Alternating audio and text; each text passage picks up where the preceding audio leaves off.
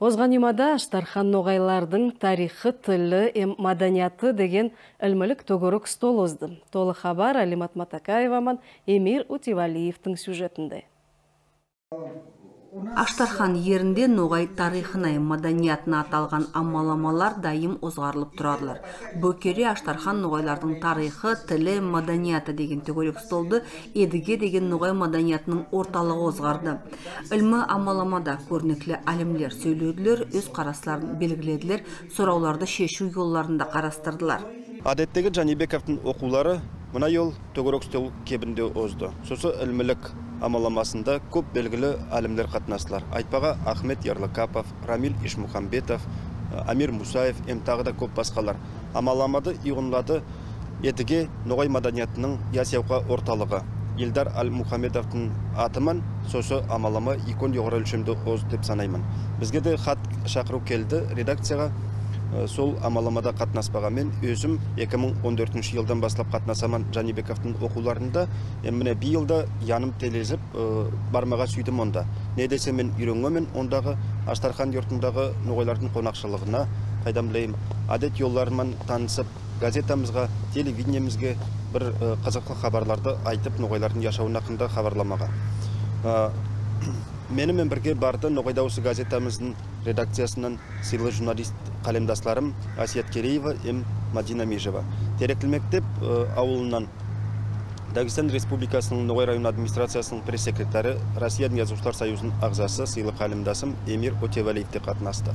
Міне біз бұл 4 журналист болып Аштархан областында сосы амаламада қатынастық. Амаламадан соң екінші күн біз Ноғай ауылларымен жүріп басладық. Міне Керекели деген ауылда болдық сонда, Ленин районындағы. Керекели деген ол Қарағаш ноғайлардың тілінде Керекели деп айтылады. Біздің тілде айтқан заманда адабият тілінде ол 40 үйлі. Сөйткен заманда ол ең алдымен сосы көрді. 40 үйден басылынған, 40 тараптан. Бүгінде ол икон ауыл Аштархан қаласының янында бір 17 шақырым ұзақлықта орналасқан болар. Онда бек көп ноғайлар яшайдылар. Онда біз бардық Абдурахман Мухаджинов деген ясиконның үйіне қонаққа. Оны манда интервью yazып, кеңесіп, халқымыздың алдыға қайдай шешілейік сұраулар тұратаны хақында ол да бек көп қызық хабарлар айтты, бізге жүрегіміз көтерді. Онан соң біз бардық Три протока деген ауылға. Три протокада біз ясикон анаймын yol қостық 76 ясындағы. Ол да бізге бек көп қызықлы хабарлар айтты. Юрт ноғайлардың хақында, Қарағаш ноғайлардың хақында, олардың әуелгі 20-ші жылдарда болған бақтысының яшауынан, бүгінгі қайдай алдыға мұратлар салғанларын хақында. Ойланып қараған заманда тұтаслап айтқанда, бүгінгі Аштархан областында ноғайлардың саны өсіп барады Алла шүкір. 2010 жылдың яшаушыларды сан yazып алудың тамамына көрі 7589 ноғай яшайды деп белгілі. Аманда міне озған жылдың яшаушылардың санын yazып алудың тамамларын залды көрмегенбіз. Тек ондағы өз яшаушыларына айтуларына көре 10 мыңға юқлаған санымыз дейді. Төгірек столдың барысында ноғайлардың тілін сақлау, маданиятын өрлендіру, тарихын тешкеру сұрауларға айырым ес етілінді. Сондай болып, орта өмірлердің тарихын кеспілі, терен етіп тергемеге ой тоқтаслар алындылар. Бүгінгі күнде ноғай тілі Аштарханда оқылмайды, бұза тілдің жойылып баратағанына себеп болады, деп белгіледілер әлімлер.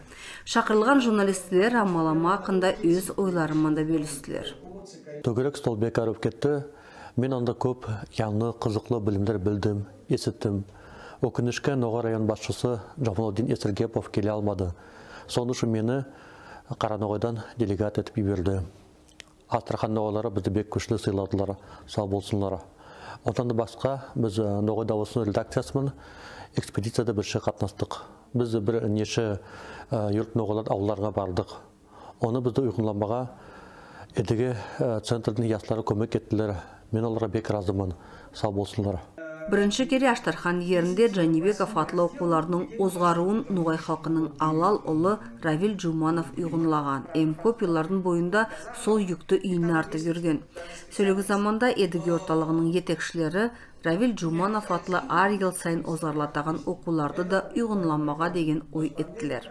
Аштархан областында бүгінгі Юрт ноғайлардың арасында бек көп халқымыздың сыйлы яс икон адамлары да бар, яс адамлары да бар, қызлары, яслары да ендей көп түрлі тармақларда істейдер, Алла шүкір, ол зат көңілді икон өктемете таны.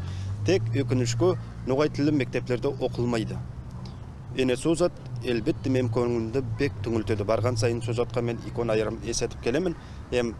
Бұл yönelüstü aldıda Allah buyursa olarмен біргелесіп, күшімізді біріктіріп, бар регионларда оларға ярдам етпе шалыспа керекпіз деп ойланамын. Шалыспа керекпіз дегенім мәнесі сол, кітаплар, газетлер, журналлар шығарып бірге амал болса интернет сетлерінде бір затты сайт зат ашқандай орталық дегендей. Сөйткен заманда олардың да тіллері айлақ бай, бек көп сөзлерді біз әлде білмейді екенбіз. Мен де өзімге көп затларды аштым, мына ел барған заманда да, ар елда да сөйтіп мен яңы затларды табамын онда барған заманда. Міне сөйтіп біз қатынасып көңілленіп қайттық. Онда біздің қалемдасымыз Россияның Жазушылар Союзының, Журналистер Союзының ағзасы Мадина Межевады сауғаладылар. Не десе, Мадина Сүйіновна әрдайымда Ноғай дауысы газетамыздың бетлерінде бір регионда айырмай сау болсын. Міне Астархан облысында яшайтын ноғайларымыздың яшаулары, маданияты, адабияты ақында көп қызықлы мақалаларды yazып тұрады. Олар да бізге икон асылықларын білдірділер. Алимат Матакаева, Эмир Утивалиев, соңғы хабарлар.